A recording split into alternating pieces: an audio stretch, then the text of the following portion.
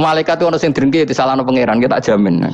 Tapi bukan malaikat elit sing didrengki ora malaikat elit, malaikat awam napa? Masyhur itu kan. Innalillahi ta'ala malaikatan sayakhina fil ardi yabtaghuna khilaqal dzikr.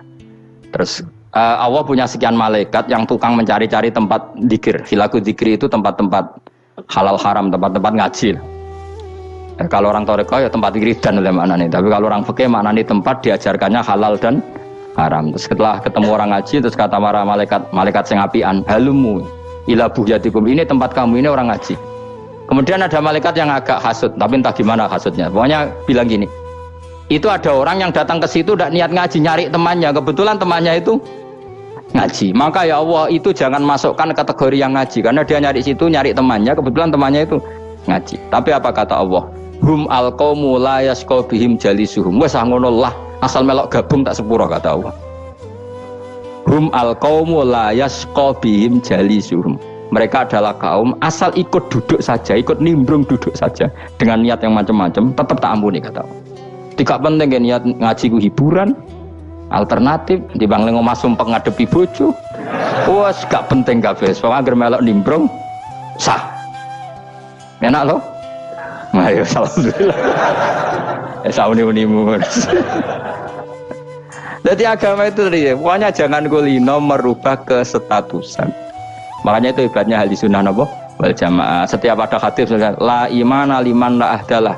Enggak ada iman bagi orang yang enggak nepati janji. Semua ahli sunnah nafsiri mana? Tidak ada iman sempurna, tapi dia tetap mukmin, cuma tidak sempurna, tidak dihilangkan status mukminnya.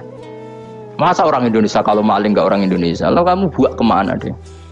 Ya tetap dia orang Indonesia, meskipun tidak ideal sebagai warga Indonesia, tapi tetap orang Indonesia. Jelas ya. Jadi summa awrasnal kitabal ladzina istofaina min ibadina. Terus orang yang istofaina itu berstatus faminhum zalimul linafsi, tapi tetap istofaina, tetap orang-orang apa?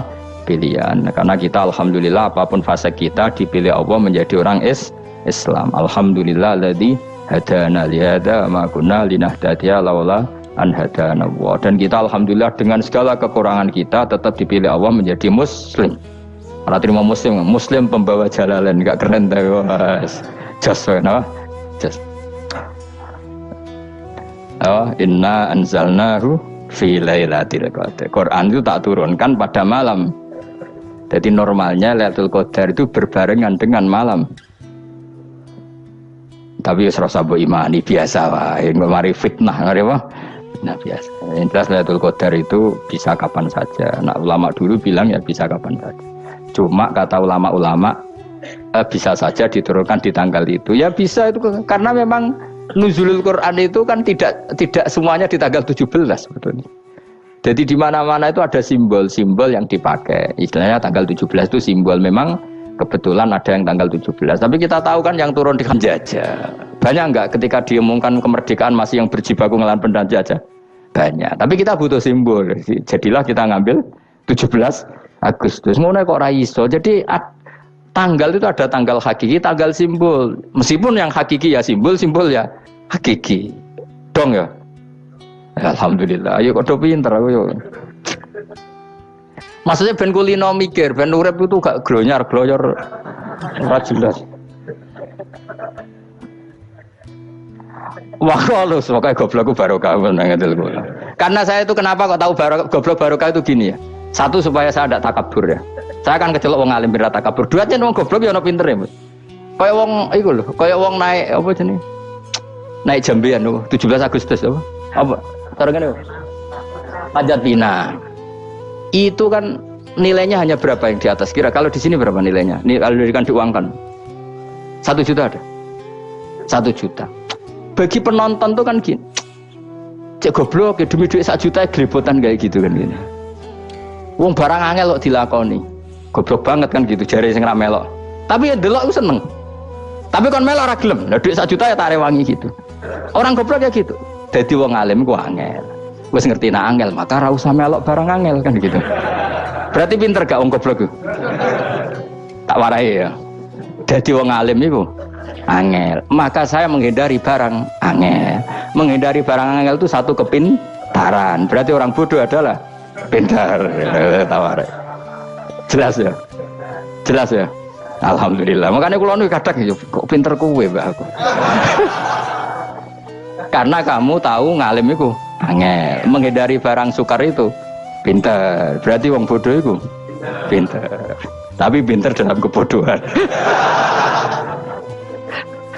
Makanya harus respect. Wong bodoh iku napa? Respect. Dia tahu ngapal Quran angel, ngapal hadis angel, maca jalalan angel. Suatu yang angel harus dihindari. Menghindari barang angel adalah kepintaran. Terus ngono ae. Dadi kadang-kadang lagi Gus Bab aku pinter aku. Kok iso? Dia tahu barang sulit kok dikejar. Itu kan satu kebodohan. Wes uni-unimu ngono dadi. Ben kowe syukur dadi bodoh yang syukur karena ternyata punya sisi kepintaran juga. Dalam kebodohan kita ada sisi apa? Kepintaran. Mun kula terusno. Allah itu siapa? Alladzi ahallana darul muqamati min fadlihi. Alladzi rupane dat ahalla kang manggono sapa ladina ing kita darul muqamati ing omah kang dadi hunian. Ailiko mati rumah sing dadi hunian min fadlihi krana mu anugrahi Allah. Nggih kula nyontokno bolak-balik ya. Semua ini kita di surga nanti berstatus lamanya-lama itu semua karena fadlnya Allah. Karena amal kita tidak cukup. Makanya Rasulullah pernah ditanya, ya Rasulullah betul orang surga masuk surga karena amalnya tidak, karena fadlnya Allah. Saya berkali-kali cerita dalam kitab-kitab tasawuf diterangkan ada seseorang yang nggak pernah maksiat, hidupnya taat. Kemudian ditanya sama Allah, kamu masuk surga karena apa? Saya karena nggak pernah maksiat, taat terus. Kata Allah, ya sudah kamu di sini aja 80 tahun. Ya kamu gak apa-apa di surga sini berapa 80 tahun. Si Abid tadi, ahli ibadah tadi protes, kayaknya surga itu selamanya. Iya kata kamu kan karena amal kamu di dunia kan hanya 80 tahun, umur kamu kan hanya 80 tahun, ya berarti surga kamu 80 tahun dong, karena kamu menganggap surga karena amal kamu. Fair kan? Amal 80 tahun surganya. Tapi kata jenengan surga itu selamanya lama itu fadolku. Ning swarga supaya enak kira perlu traweh, ora perlu macam-macam. Semen kelon nabi dari sing nganggur-nganggur semen kelon. Nak sing saleh-saleh papan atas sesuai pangeran sesuai kelas masing-masing napa? Sesuai apa? Kelas masing-masing. Nah sing kuapok melarat menapa numpak ampat ngalor gitu tuwabrakno bariku njaluk meneh tuwabrakno meneh. Saking dendame ning donya ora alpat ra iso numpak. Dadi numpak kan ya templono jurang wae ya. Bariku njaluk apa? Anyar meneh bojo ngono sing wayu buak gentine. Saking dendame di bojo elek ning donya. Serapopo gak masalah ini swarga aman apa? Wa dzikrusani uta nyebut sing kedua atabi'i kang anut lil awali maring sing awal kudu tasri karo nyeplosno binafsi lan nafekno lugu. Maksudnya nasab manane repot, lugu yo manane repot kok diatafno berarti bener-bener ning akhirat itu yo ora ono repot, ora ono kangelan.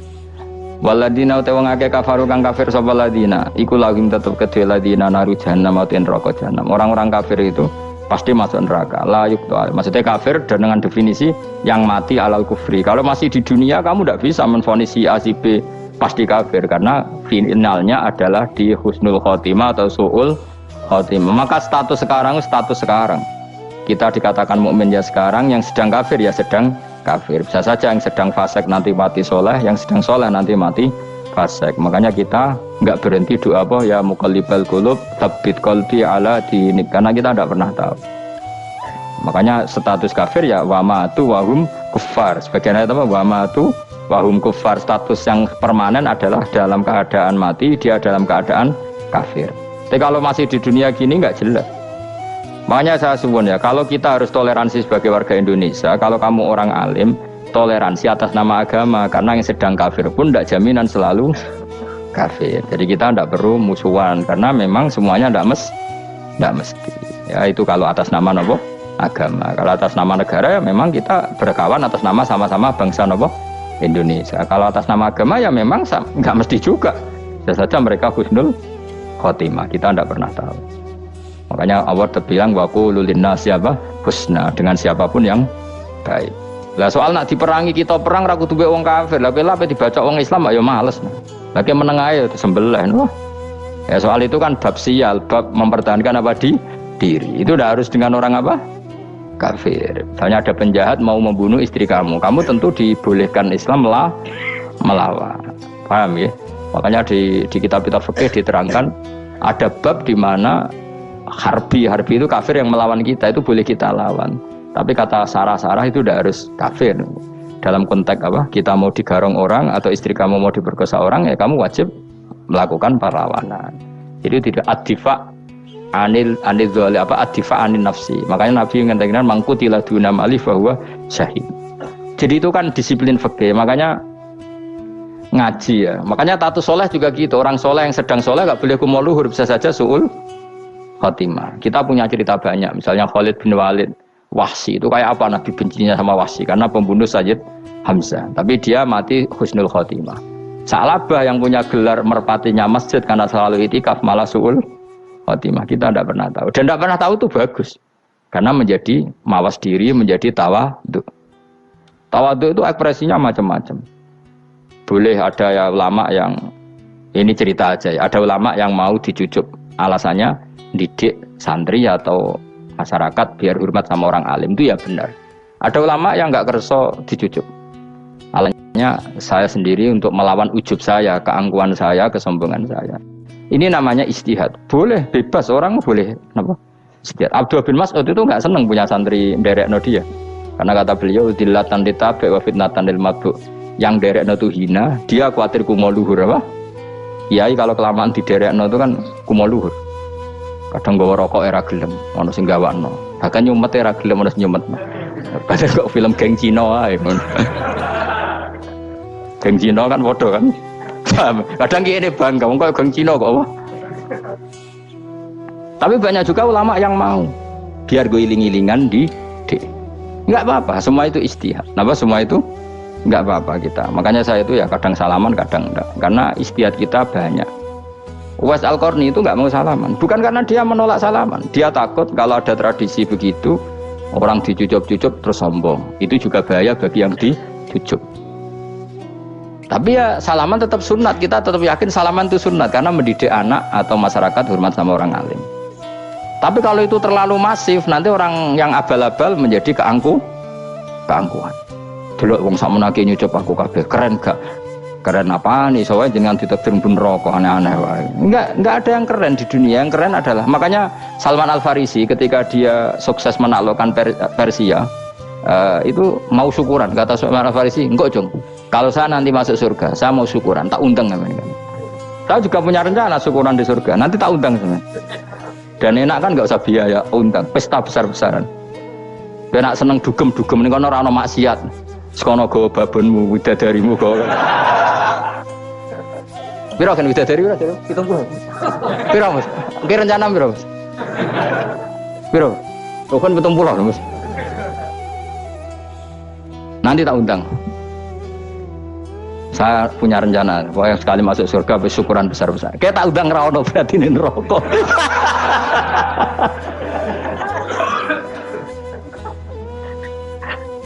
Tapi nek ngundang aku ra ono beda kelas sembrono gitu. Dataku ra ono ning kelas wargamu ra ono. Kata Salman Al Farisi gini, kamu ndak usah muji saya kan dia dipanggil ya Karim, kamu orang terhormat ya. Kata Salman Al Farisi, in dakhaltul jannah fa ana karim wa in dakhaltun nar fa ana laim. Jadi saking sopannya ashabu Rasulillah itu ada yang dipanggil ya Karim aja enggak mau. Tunggu Jung ya, panggilan itu sematkan saya nanti ketika saya masuk surga. Kalau saya masuk surga fa ana karim, saya berstatus orang mulia. Tapi nanti kalau saya masuk neraka fa ana laim, saya orang yang terhina. Jadi dulu ashabu Rasulillah seperti itu. Terus ada ulama yang melawan nafsunya macam-macam. Misalnya saya milih jarang ada sowanan, saya dapati senang banyak santri sowan. Tapi bukan karena benci enggak. Karena saya takut sebagai orang yang sangat terhormat. Saya ngaji di mana-mana suka yang enggak usah pakai kursi. Gue iling-ilingan kalau saya dan kamu setara. Saya sebenarnya bisa aja minta kursi tinggi koyok ketua MK. Banyak kan ngaji nih serapati ngalim dari gue kursi ning dhuwur, santrine ning ngisor guayane kok wong pinter-pinter. Jebule kitabe maknanan ben ra konangan. Sing rasa apa wong modus. Ya tapi tidak suudzon ya, tapi ono tenan wae. Tapi kalau saya cara berpikir sederhana, kita kan sama-sama umatur Rasulillah ya sudahlah hadin sawa. Lho andai kan kamu sanggup maca kitab ya gentenan ra masalah. Kadang dia maca aku ngrungokno, kadang aku maca enggak apa-apa. Nah ana sing wani. Tapi sekali salah tak lorot. Jadi dulu sahabat itu biasa. Ada yang cara ekspresi tawadhu kayak Wais Al-Qarni enggak mau salaman karena takut dicucuk. Ada yang suka salaman karena mendidik. Banyak cara mereka melawan nafsunya sendiri apa? Melawan apa? Nafsunya.